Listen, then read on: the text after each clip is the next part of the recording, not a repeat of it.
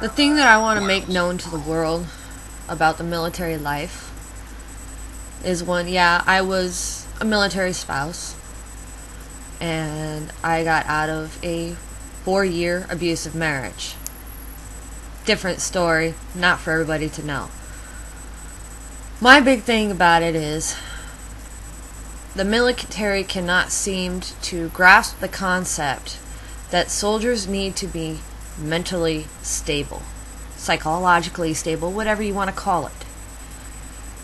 Because that's how a big portion of the domestic abuse and child abuse comes from. Soldiers come home and they start doing things that they don't normally would do. Yeah, they come back different. That's expected. But the things you need to look for is isolation, secrecy. Just pay really close attention to your spouse. Because I had to learn the hard way, and there should be more readiness to prepare families for when their soldiers come home. Now, for the last 5, 6, 7 years, military basic training has gotten really, really soft. And I think that is where the core of soldiers not being psychologically stable when they come back from a deployment or an overseas hardship tour is when it's so soft now. It's not like it used to be. It's not the old school basic training, because that's where military life starts.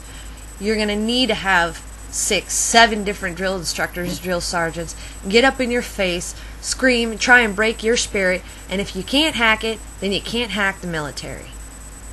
That's my personal opinion. You know, I'm just tired of hearing this sex card and hardship cards and boo-hoo, somebody called me a bitch, and so I'm going to report my drill instructor.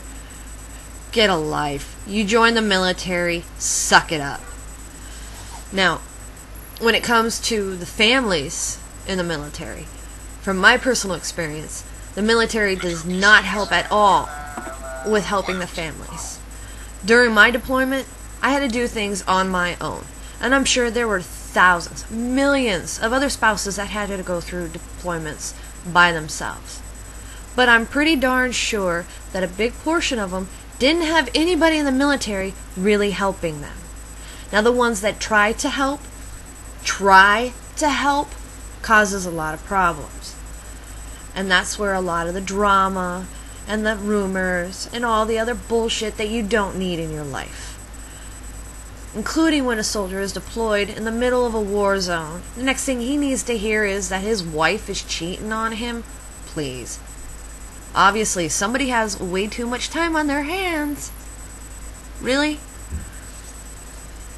But my main thing is the world needs to be aware of what's going on. They try and sugarcoat everything that you see on TV, the movies, previews, whatever. It's not what everybody thinks it's out to be. I'm not trying to bash soldiers or anything, because, I am extremely thankful for what they do.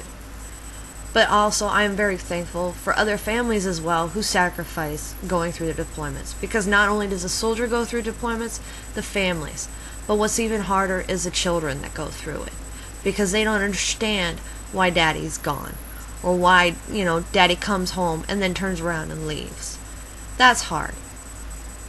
But the thing is the military should make it a mandatory thing for married couples in the military should go through marriage counseling, family counseling, whatever kind of counseling, to help to make sure that and to prevent any further injury done to a relationship as well as psychological damage. Trust me, I was there. It took me a very long time to get where I am today. And I'm thankful for the friends and family I have.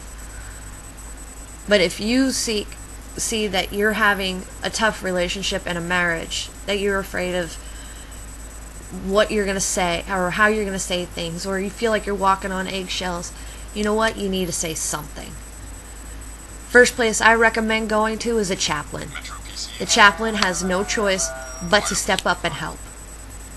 Now, it also depends on what base you are at. I have a few that I'm not very fond of, but that's besides the point.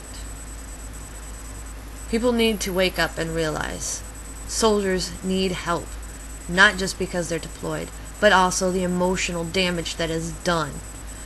My marriage could have been saved if I had that help in my marriage, which I did not. It ended. I bettered myself in making better choices in my life, and I'm glad I got out when I did because I'm lucky to be alive. I'll leave it at that.